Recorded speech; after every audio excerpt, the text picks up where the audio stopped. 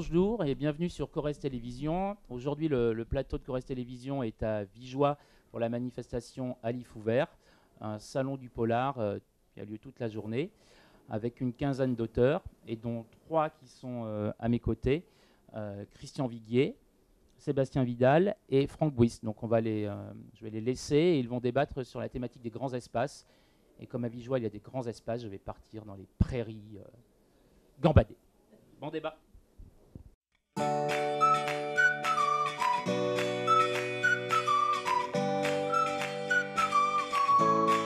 On va démarrer sur les grands espaces. Alors, quand on parle des grands espaces, souvent, ce qui est évoqué, ce qui vient immédiatement à l'esprit, c'est le roman américain. Le roman américain du 19e siècle, 20e siècle et encore aujourd'hui, quoi. Et est-ce que la thématique du grand espace est valable pour un écrivain européen et un écrivain français?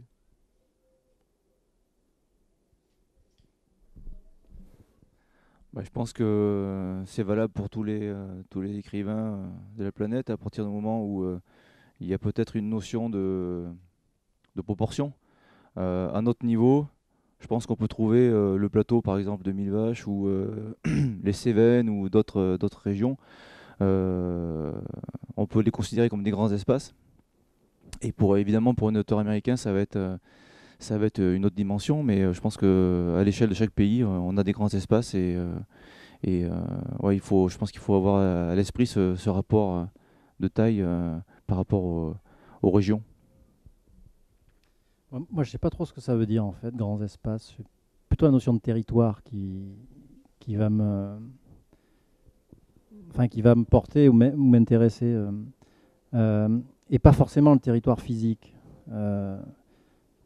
Un livre, il va pas fonctionner sur le territoire physique uniquement. Il fonctionne d'abord sur le territoire humain. En fait, c'est 3 territoires en fait. Un livre, c'est un territoire physique, un territoire humain et le langage, qui est aussi un territoire. Mais pour moi, enfin, je sais pas. Un livre, c'est transposable. Les personnages se construisent effectivement à travers le territoire.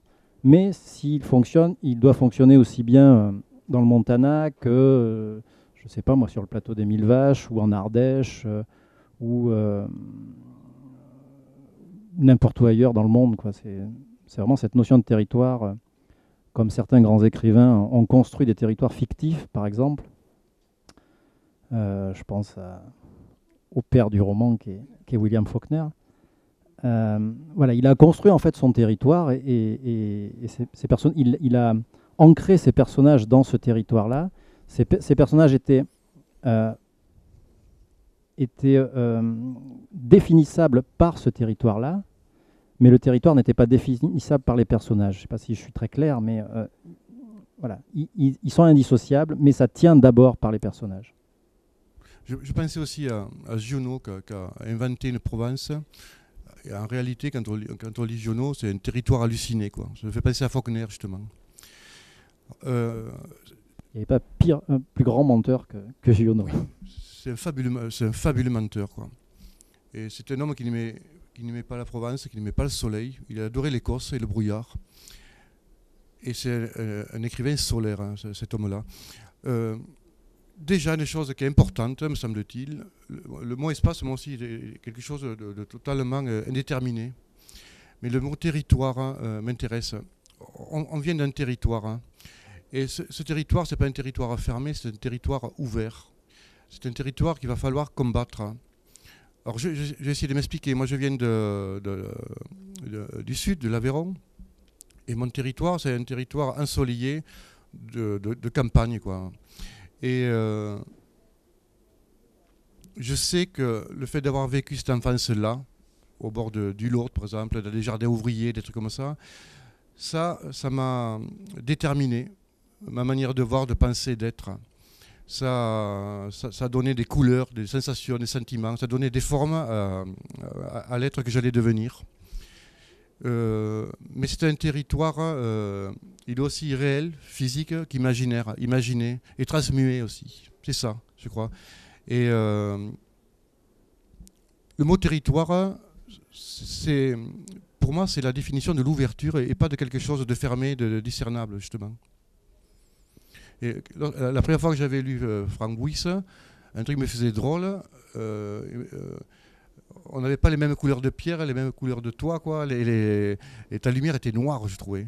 On n'avait pas la même lumière. Mais moi, ça m'a plu parce que c'est des choses qui est vérifiée par l'enfance, c'est ça. Ouais, mais il y a quelque chose de très, très étonnant, en fait, quand on écrit comme ça sur les territoires, c'est que effectivement, on va voir le territoire et on va le dépeindre à travers les yeux d'un personnage, donc avec une vision qui est la sienne, qui est très personnelle, subjective, complètement subjective. Donc un territoire lumineux, dans les yeux de tel personnage, il va être beaucoup plus sombre, beaucoup plus triste ou beaucoup plus enjoué. Et d'une certaine manière aussi, on ne peut pas ignorer que les territoires, les paysages, le climat et les saisons nous façonnent aussi. Donc il y a une interaction, il y a un rapport de force qui s'exerce assez puissant dans les deux sens et peut-être qui s'annule. Une personne qui vit dans une vallée encaissée ne va pas appréhender les événements de sa vie de la même manière que quelqu'un qui vit en bord de mer avec un horizon à perte de vue. Je ne dis pas que l'un s'en sortira mieux que l'autre, mais ils vont appréhender les événements d'une manière différente parce que les paysages, le territoire influent sur leur manière de vivre, ça les imprègne. Et de la même manière, on peut dire que, je pense que, on va prendre un exemple, un personnage veut décider d'aller, il est très motivé pour aller faire un footing ou faucher son pré, et la chaleur est tellement écrasante que finalement il va décider de rester à l'ombre et faire autre chose. Il va peut-être prendre un livre. Donc tout de suite on voit de manière très claire que les saisons, les paysages, les territoires influent directement sur nos décisions, même si on n'en a pas forcément conscience. Ouais, c'est très juste ce que tu dis, parce que souvent la tentation c'est de faire du territoire un personnage. On entend souvent ça. En ce qui me concerne, moi, les lieux sont tout sauf un personnage. Ce sont des supports, en fait, aux émotions des personnages. C'est-à-dire, on comprend exactement comme tu le dis, comment fonctionnent les personnages à travers effectivement le lieu où ils vivent, la roche, les saisons, le climat, etc. Comment ils ont été rabotés par leur histoire aussi. Plutôt que de décrire le paysage, l'endroit, etc. avec ne pas parler de la météo, c'est Elmore Leonard qui dit ça, ne jamais commencer un livre en parlant de la météo. Sauf si ça a un rapport avec ce que va faire le personnage tout de suite, quoi. Non, il transigeait pas là-dessus.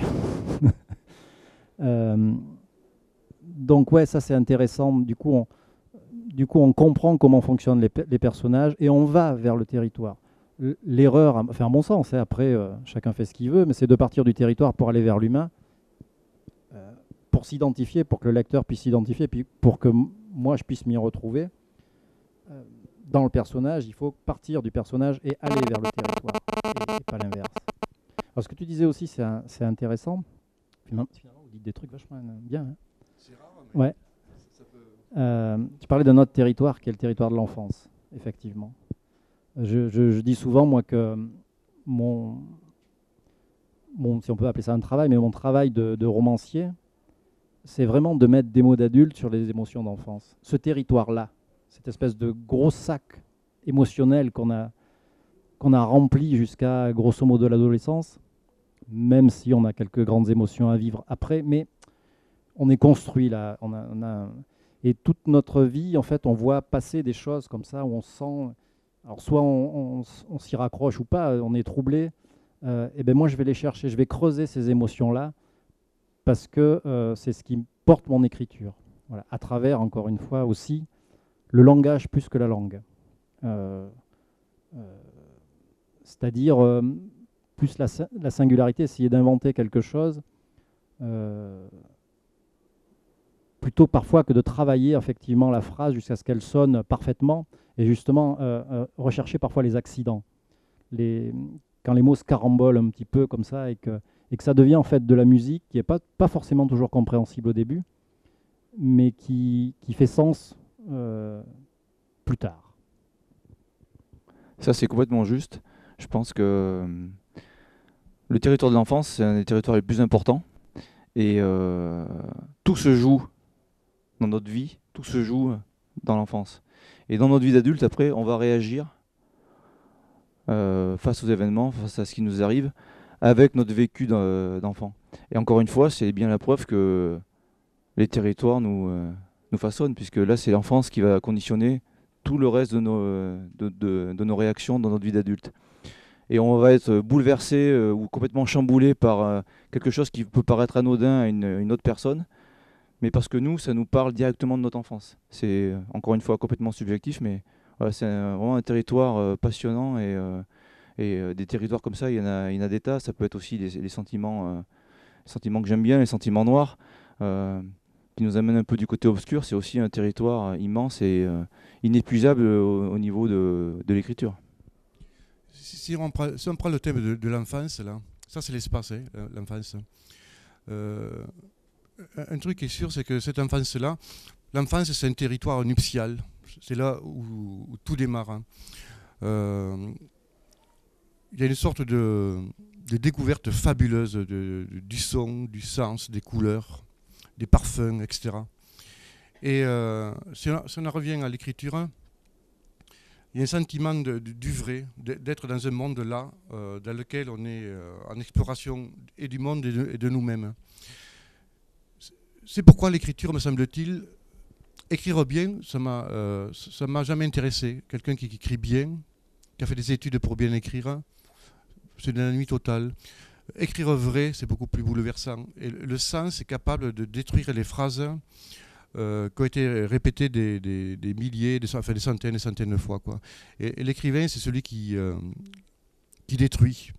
Et je crois que le roman, c'est une forme de destruction acceptable de quelque chose. Il propose de l'inconnu parce qu'on ne sait pas vers où ça va. Mais il y a un rapport à la destruction de langage déjà corseté, de langage qui va signifier qui va dire trop de choses, hein, voilà. Moi j'aime bien cet inconnu qu'est la langue qui s'invente. Et je crois que les grands romanciers, on parlait de Faulkner, de Giono, ce sont des créateurs de langue.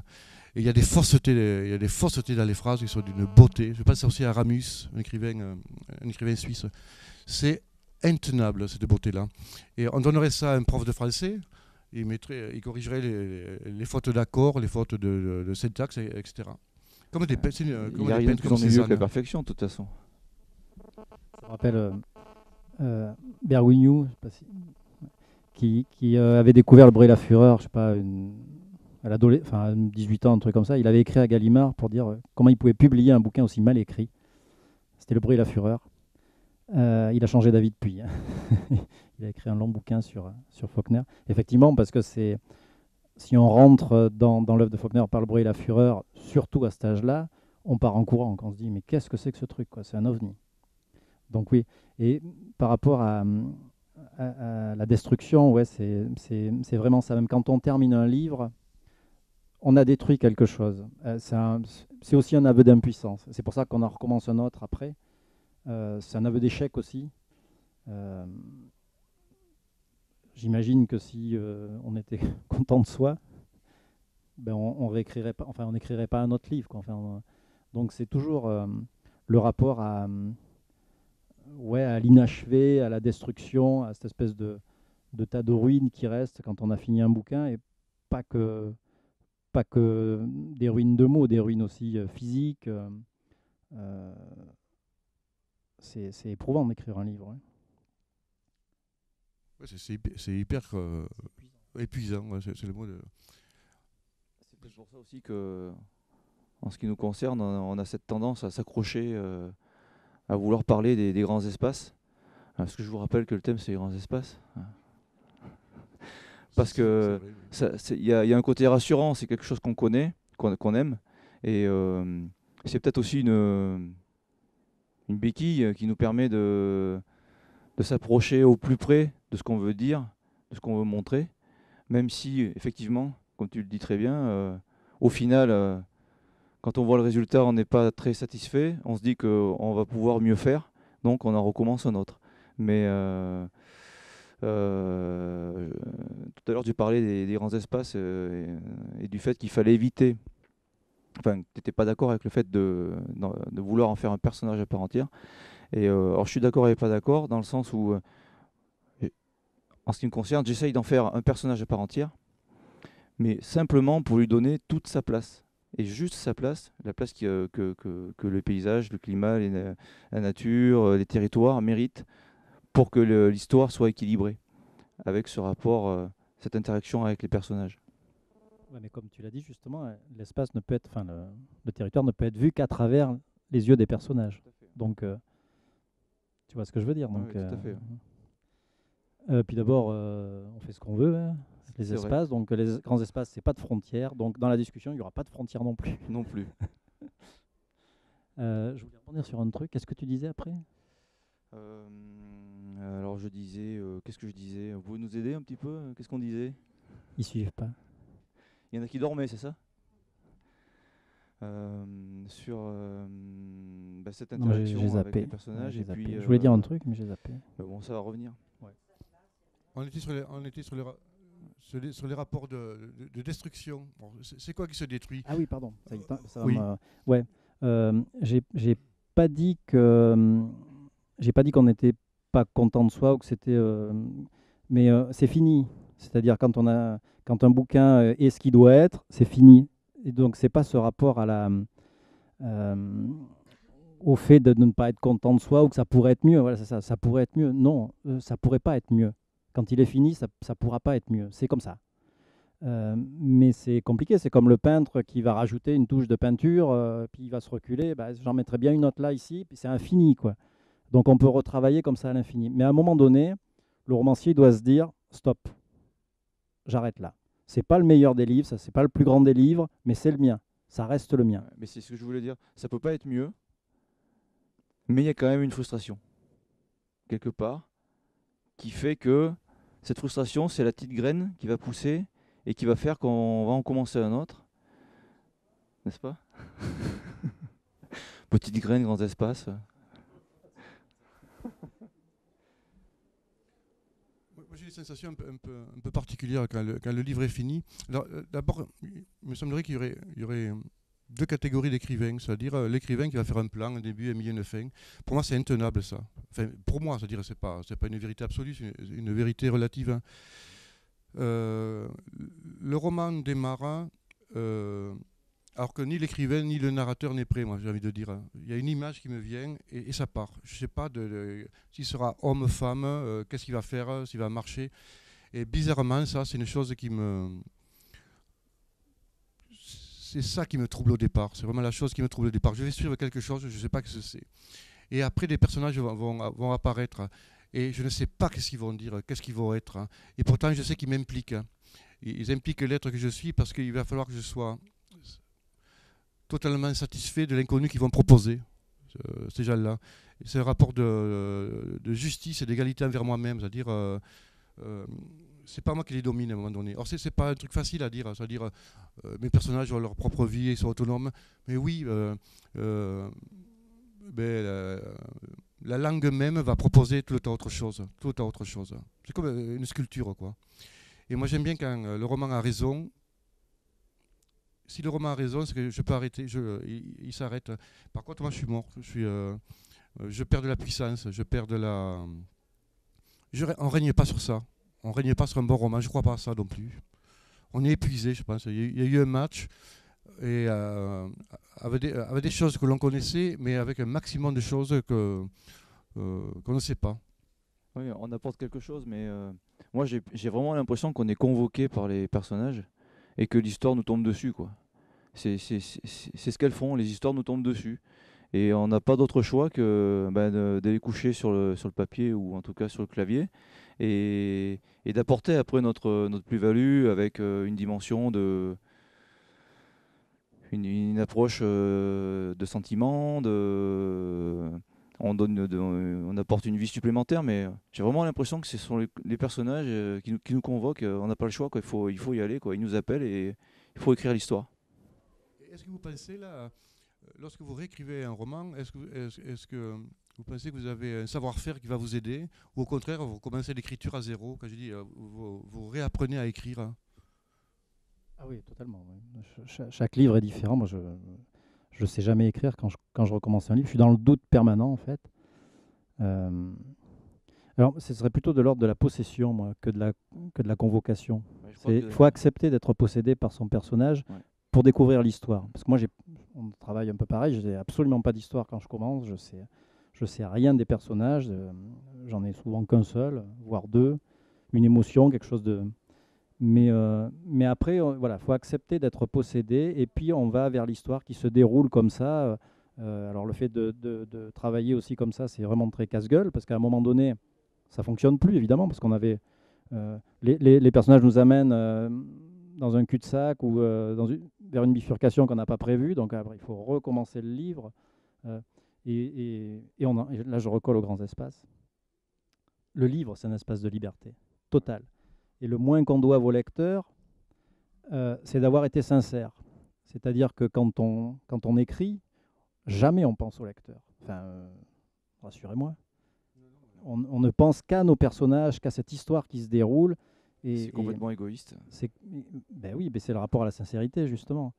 Et tout ça, tout ce qui construit le livre devient pour eux, c'est-à-dire tous ceux qui veulent nous faire croire qu'un livre, ça répond à des codes. Enfin, on est très genre en France, hein, les polars, la blanche, les thrillers, machin, la poésie, vraiment historique. Eh ben non, l'espace de liberté, c'est tout le contraire. C'est qu'on peut mêler tout ça, emmêler tout ça, mélanger tout ça pour faire quelque chose de singulier, justement, qui rencontre ou pas les lecteurs, ça c'est pas important, mais au moins on a fait quelque chose qui nous correspond et qui est singulier. Mais tu as trouvé le mot juste que j'avais pas, c'est la possession. Voilà, le livre nous possède. La plus belle preuve, c'est que quand on a commencé un livre, on pense plus qu'à ça, ça nous prend à la tête. Il n'y a pas une heure où on n'y pense pas, ne serait-ce que quelques minutes, quelques secondes. Tiens, ça va me servir. On voit quelque chose, tiens ça. Ah oui, c'est ça. Et sans arrêt, on y pense. On est possédé, effectivement, jusqu'à la fin, jusqu'à ce qu'on l'ait abouti, on est possédé. Mais aussi, le maître mot dans la phase d'écriture, je crois que tu l'as très bien dit, c'est le doute. Dès qu'on commence, dès qu'on écrit, dès qu'on recommence à écrire, on est toujours dans le doute, on est sûr de rien. Il y a tellement d'incertitudes, tellement d'impondérables, ne serait-ce que par le comportement des personnages qui n'en font qu'à leur tête, que c'est vraiment possession et doute. Je crois que c'est vraiment des mots très importants dans la phase d'écriture. Un truc qui me fait peur chaque fois, mais la peur, c'est très utile, c'est que lorsque je commence un poème ou un roman, j'ai l'impression que tout le travail que j'ai fait auparavant a détruit ma langue. Je suis obligé de réinventer la langue française, mais une langue qui tienne. Et le doute est terrible. Vérifier le syntaxe, enfin, c'est vraiment... ça, c'est un choc le plus violent que je connaisse. C'est le premier choc le plus violent que j'ai. Réapprendre à parler, quoi. Et le livre réapprend à parler, mais d'une drôle de manière, toujours très paradoxale. On est des... Ce que je disais une fois, on est des voyants aux yeux aveugles. Voilà. On fonce vers un mur, on ne sait pas vers quoi. Et toute cette négation, c'est-à-dire tout ce qui serait prédiscours déjà, qui est intenable pour le roman, mais tout ce qu'on ne sait pas faire nous fait tenir sur les 200 pages ou 300 pages. C'est ça qui est très étonnant. C'est une chose très négative, enfin, c'est une pulsion qui est... c'est pas la notion de plaisir. Moi, je crois pas à ce genre de truc non plus. Enfin, c'est pas la notion de. Vous allez voir, je vais écrire un superbe roman. J'ai déjà tous les codes esthétiques qui s'allument là. J'ai un panorama fabuleux. Je crois pas du tout à ça. Moi, je crois à une sorte d'aveuglement furieux, quoi. Et ça fonctionne par éclair, quoi. C'est-à-dire, c'est une écriture d'éclair, quoi. Il faut que, comme disait René Char, l'éclair me dure. C'est joli comme tenir le roman, c'est ça, quoi. C'est tenir l'intenable. Et c'est une alchimie. C'est un équilibre précaire qu'on maîtrise pas totalement et on peut se casser la gueule à chaque moment, quoi. Et effectivement, surtout quand on n'a pas de plan et qu'on avance comme ça un peu à l'instinct, forcément, il y a des gens qui travaillent avec un plan. Ils savent, quand ils commencent, ils savent déjà comment ça va se finir, et que à tel endroit, il va se passer ça, à tel endroit, il va se passer ça. Euh, enfin, en ce qui me concerne, je trouve que il n'y a rien de plus ennuyeux. L'écriture, ça doit être aussi un départ c'est un grand voyage, c'est l'aventure. Et donc, si déjà tout est prévu, calibré, millimétré, il n'y a plus vraiment d'aventure, même si il y a toujours la surprise des personnages qui ne vont pas manquer de nous créer des difficultés. Mais oui, effectivement, c'est un équilibre très précaire. Moi, je recherche le déséquilibre en permanence. Quand je commence un livre, le maître mot, c'est me mettre en danger. Alors, par plein de biais différents. Mais en fait, je marche toujours au bord du précipice, mais c'est jamais le même vide. Je découvre toujours un vide différent. Et c'est ça qui est intéressant. Ouais, effectivement, connaître la fin d'un film, aller au cinéma en connaissant la fin du film, moi, ça m'intéresserait pas vraiment. Mais oui, il y a des gens qui travaillent comme ça, pourquoi pas, hein, pourquoi pas. C'est la preuve que vraiment c'est un travail complètement personnel, subjectif, encore une fois très, très égoïste au départ. Après, bon, l'histoire peut prendre son envol en trouvant des lecteurs, mais au départ c'est quand même très, très personnel. Et peut-être qu'en fait, quand on écrit, on ne peut avoir que deux positions. Une position soit d'artiste, soit d'artisan. Puisque si on a un postulat d'artiste, ben, on va faire vraiment le livre qui nous plaît. Donc là, on est totalement dans le plaisir personnel. On va faire ce qu'on veut, ce qui nous tient à cœur, en essayant d'y mettre le maximum. Et après, ben, advienne que pourra, et c'est pas grave, puisque nous, on a vraiment pris notre pied. Ou alors, on a plus une position d'artisan, où là, on va faire quelque chose presque comme un menuisier fait un meuble. Il va faire un meuble pour une personne en particulier qui lui a demandé des choses bien précises. Et là, c'est pas du tout la même chose que de faire quelque chose vraiment pour notre simple plaisir. D'où le problème enfin, ce qui répond à ce que tu dis là, le problème des catégories. C'est-à-dire, on va prendre un polar, on va prendre un roman noir. Enfin, la question qui est posée quand on écrit un livre, c'est la question de la littérature. Et moi, je pense que en France, en Amérique, ça ne marche pas tout à fait pareil.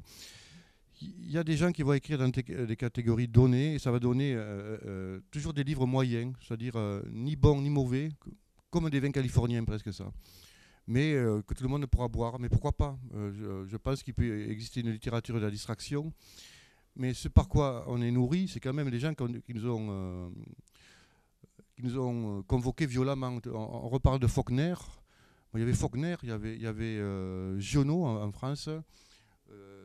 Il y avait un russe qui s'appelle Platonov, Dostoïevski. Des gens comme ça m'ont bouleversé, m'ont changé ma vie quand j'étais gamin. Et je crois que l'écrivain, c'est d'abord un lecteur. Et quand on écrit, on est fidèle à cette explosion-là, initiale. C'est-à-dire, on n'est pas dans une sauce à pelle, dans un prêt-à-porter. Ouais, il faut qu'il y ait une violence pour que ça parle. Et j'ai pas dit de la violence forcément, mais une violence. Souvent, quand on lit des commentaires de gens qui ont aimé tel ou tel livre, vraiment qui l'ont adoré, souvent il y a une formule qui revient souvent, c'est j'ai pris une claque. Donc voilà. Et là, quand les gens prennent une claque, c'est qu'il s'est passé quelque chose. On n'est plus dans un produit formaté, on n'est plus dans quelque chose qui était attendu.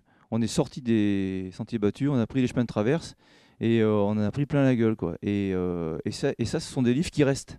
Contrairement à certains livres qui ont leur place aussi, hein, au même titre que d'autres. Des livres plus formatés qui sont là pour divertir un moment et passer à autre chose. Et dans 6 mois, 1 an, il n'en restera rien. Mais après, il y a ces livres-là où les auteurs malmènent un peu les règles du jeu, si tant est qu'il y ait des règles. Et là, il en reste quelque chose. C'est comme en lecture, ça faut trouver sa famille en fait. Il faut trouver les gens qui nous permettent. Moi, il y a des auteurs qui m'ont permis d'écrire. Ce rapport à justement à la non-perfection, il n'y a rien de pire à dire ah, c'est bien écrit, hein, c'est drôlement bien écrit, ou j'ai bien aimé. ça peut être terrible pour un romancier. C'est pour ça qu'il faut beaucoup lire, en fait, pour trouver vraiment où on se sent bien. Et beaucoup lire, en fait, ça veut dire aussi être capable de prendre un auteur là où il a terminé. Ben, je pense, on va revenir à Faulkner et on prend Cormac McCarthy. Cormac McCarthy, il a tout lu Faulkner et il en a fait autre chose. C'est-à-dire il a pris où Faulkner s'est arrêté, il a pris l'œuvre de Faulkner et il a continué à sa façon, avec de si jolis chevaux et puis jusqu'à Méridiane 100. Voilà, pour moi, la littérature, c'est ça, en fait. C'est ne pas réinventer le fil à couper le beurre, ne pas écrire à la manière d'eux. C'est justement amener sa pierre à l'édifice en continuant la littérature. Parce que oui, les bouquins de distraction, tout ça, très bien, oui, mais c'est pas la même chose. Et puis, c'est pas de la condescendance. J'imagine que si vous buvez un petit vin du Sud et puis un Château Pétrus, vous allez trouver une différence. Bon, ben voilà, c'est un peu pareil, quoi. Mais des fois, on n'est pas capable de... pour apprécier le Pétrus, j'en serais bien incapable. J'imagine qu'il faut quand même une espèce de... Aide-moi, le mot... Non, une initiation, merci. Une initiation pour arriver à apprécier le Pétrus. Ben, la littérature, c'est pareil. Pour arriver à aimer des grands auteurs comme ça, oui, c'est du travail aussi de lecture, c'est du... Et on en revient à l'enfance, parce que souvent, l'enfance, l'adolescence, parce que souvent les premiers chocs émotionnels littéraires ont lieu à ce moment-là, dans le créneau 15-18, 15-19. C'est là où vraiment on fait des rencontres. Je sais que quand j'étais en fin de collège, que j'ai ouvert Les raisins de la colère de Steinbeck, voilà, comme je disais tout à l'heure, j'ai pris une claque. Quand j'ai ouvert Terre des hommes de Saint-Exupéry, j'ai repris une claque. Je me suis dit, waouh, on peut faire ça avec un bouquin, quoi. Et après, ça y est, la pompe est amorcée, et puis on continue sur ce chemin-là, et comme tu disais, on trouve sa famille littéraire. Même si on n'est pas forcément au même niveau, mais on trouve ce qu'on aime. Puis on devient exigeant, enfin, c'est normal. Il n'y a rien de pire que de prendre un bouquin et puis on voit pendre les ficelles partout, là, les trucs. Ça peut être terrible. Oui.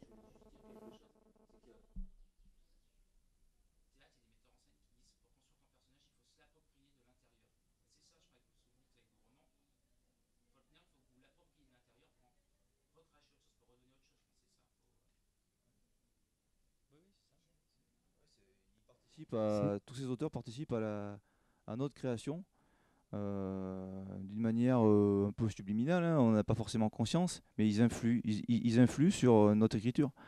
Ils l'influencent et ils nous habitent d'une certaine manière et on en fait autre chose, effectivement. C'est pas forcément meilleur, c'est différent. C'est pas le colonel Moutarde qui a été tué avec un chandelier, hein. C'est pas ça. Un grand livre, c'est un livre qu'on peut relire indéfiniment et on ne lit jamais le même livre. Je reviens au Bruit à la Fureur, vous lisez Ulysse, vous lisez... on n'a pas l'impression de lire le même livre, de découvrir d'autres personnages, d'autres facettes. C'est assez hallucinant. Et puis d'autres facettes de la langue aussi. Paradoxe, j'ai envie de dire qu'un très grand livre, c'est un livre indigeste. Alors, je vais m'expliquer. Quand on lit un livre à 20 ans qui nous frappe, on le lit à 40, 60, etc. Là, quand ce bouquin tient tout le temps la route, c'est un livre qu'on n'a pas digéré. Et ça, c'est fabuleux. C'est le luxe. La littérature, c'est le luxe d'une charge d'un livre qui continue et qui déplace nos limites. On parlait de territoire d'espace, qui déplace des espaces et nos limites.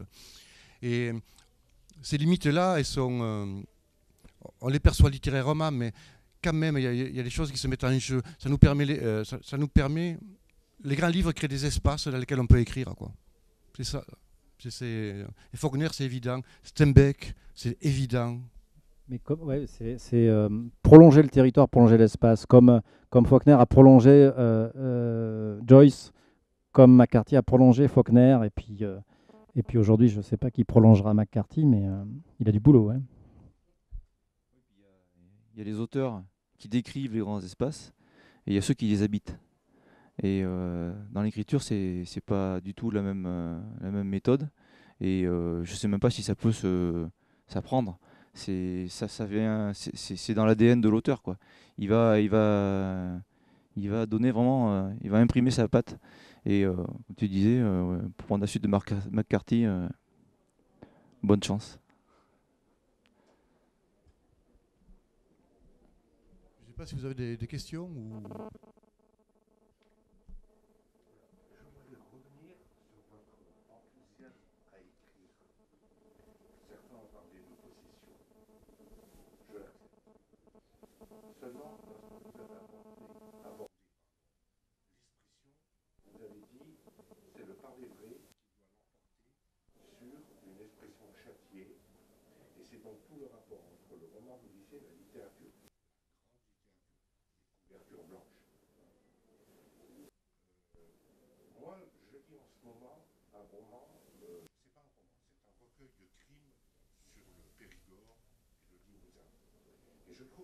Énormément de stories dans le bouquin qui parasitent la lecture.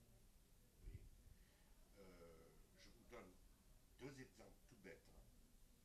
Il est dit dans le texte, c'est ainsi que la tradition est perpétrée.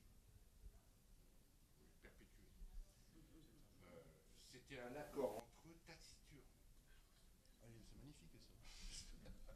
C'est Johnny dans le texte. Alors, je veux dire par là que, est-ce qu'il n'y a pas dans certaines éditions, même si c'est un compte d'auteur, une relecture avec une correction qui pourrait se faire, parce que le lecteur, moi, ça me pompe des mains.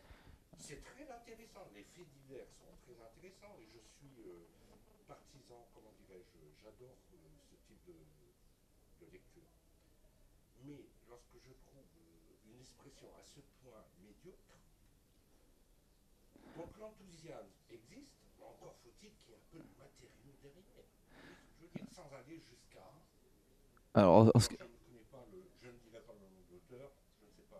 en ce qui concerne la tradition qui est perpétrée, ça peut avoir un sens dans le sens où on a commis quelque chose, on a commis un geste de tradition, donc on l'a perpétré.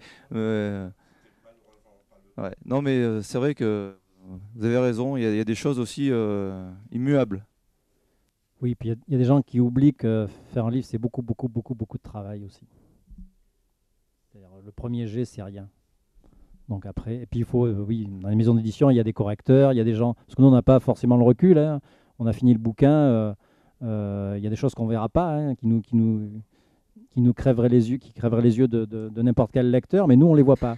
Et c'est pour ça qu'on a besoin aussi de gens extérieurs qui nous aident. Donc, c'est une équipe aussi, un livre, il faut que un boulot d'édition, c'est un gros boulot. Hein.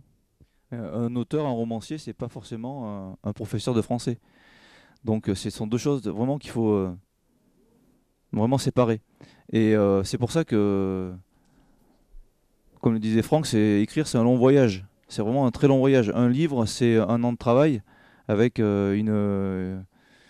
5, 6, 7 réécritures. Et comme le disait Stephen King, écrire est humain et corriger est divin. Donc ça veut bien dire ce que ça veut dire.